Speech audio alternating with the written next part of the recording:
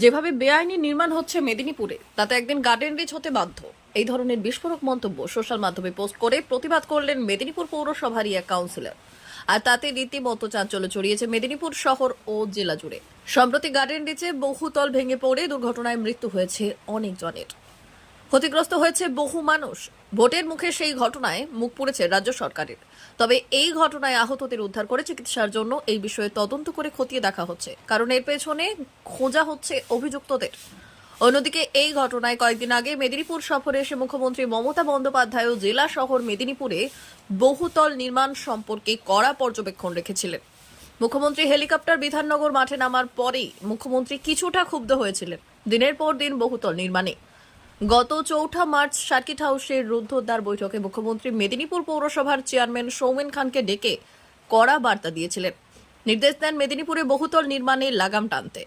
সূত্র অনুযায়ী তিনি নাকি বলেছিলেন কোনোভাবেই মেদিনীপুর শহরে যেন ৬ থেকে ৭ তলার বেশি বহুতলের অনুমতি না দেওয়া হয়। যদিও সেই ঘটনার পরেই নড়ে চড়ে বসে মেদিনীপুর পৌরসভা। তারা মৌখিকভাবে একটি নির্দেশিকাও জারি করে বহুতল নির্মাণের মালিকদের। সেই নির্দেশিকার কয়েকদিন পরেই গাড়ির নিচের ঘটনার পর ফের একবার পশ্চিম মেদিনীপুরের জেলা শহর মেদিনীপুরে বেআইনি নির্মাণের বিষয়টি প্রকাশ্যে চলে এলো। খোদ মেদিনীপুর পৌরসভার ২১ নম্বর ওয়ার্ডের কাউন্সিলর এই জন্য দায়ী করলেন মেদিনীপুর পৌর প্রধানকে। আর তিনি তার ফেসবুক পোস্টে রীতিমতো পোস্ট করে দায়ী করে প্রতিবাদ জানালেন। কমার্শিয়াল বিল্ডিংগুলো যে নিয়ম ফলো করে করা উচিত তার কোনো কিছুই মানছে না, ১% মানছে না। তারা ১ ইঞ্চিও জায়গা ছাড়ছে না, ১০ তলা ১২ তলা তুলে দিচ্ছে। তাদের ক্যান্টিলেভার, তাদের ব্যালকনি রাস্তার উপরে চলে আসছে। পৌরসভা তাদেরকে নামমাত্র নোটিশ পাঠাচ্ছে, তাদের অবৈধ নির্মাণটা হতে দিচ্ছে প্রথমে, তারপরে তাদেরকে একটা মিনিমাম ফাইন করে তাদেরকে আবার অবৈধ নির্মাণকে বৈধতা প্রদান করছে মেদিনীপুর পৌরসভার যিনি প্রশাসন পদে বসে আছেন। কারণ বারংবার আমি নিজে ব্যক্তিগতভাবে এবং বোর্ড মিটিংয়েও বারংবার আমরা বলেছি যে হ্যাঁ অবশ্যই বলছি তো, আমরা অসহায়। আমরা বারংবার কোথায় বলবো, আমরা এসডিওকে ডেপুটেশন দিয়েছি, সেই কপি আমার কাছে আছে, চেয়ারম্যানকে জানিয়েছি, লিখিত আকারে জানিয়েছি, বোর্ড মিটিংয়ে বলেছি। এবং যে নির্মাণ সম্পর্কে যখন তৈরি হচ্ছে সেই নির্মাণ সম্পর্কেও আমি বলেছি, কিন্তু সেই নির্মাণগুলোকে হতে দিচ্ছে। এবং তারা এই সাহসটা পাচ্ছে কোথা থেকে? আমার এলাকায় নির্মাণ নয়, বিভিন্ন কাউন্সিলরদের এলাকায় যখন নির্মাণ হচ্ছে সেই কাউন্সিলররাও প্রতিবাদ করছেন, কিন্তু সেই কাউন্সিলররা প্রতিবাদ করার পরেও সেই নির্মাণগুলো কিন্তু থামছে না, তারা কিন্তু চালিয়ে যাচ্ছে, কাজ চালিয়ে যাচ্ছে। এই সাহসটা তারা কার কাছ থেকে পাচ্ছে? নিশ্চয়ই কাউন্সিলরের থেকে বড় মাথা কেউ আছে যাদেরকে ইন্ধন দিচ্ছে। কালকে আপনার পোস্টে দেখলাম চেয়ারম্যানকে সরাসরি নিশানা করছে। হ্যাঁ, যিনি ক্যাপ্টেন, যিনি আমাদের দলের ক্যাপ্টেন বলুন, আমাদের কাউন্সিলরদের মাথা বলুন, পৌরপিতা বলুন, যিনি মাথা, তার তো দায়িত্বের মধ্যে এগুলো বর্তাচ্ছে, করতে দেওয়া হচ্ছে। যদি কোনো লোকাল লোক অভিযোগ জানায়, তাদেরকে বলা হচ্ছে সরাসরি পৌরসভা থেকে যে আপনারা পার্সোনালি বসে মিটিয়ে নিন। তার মানে কি?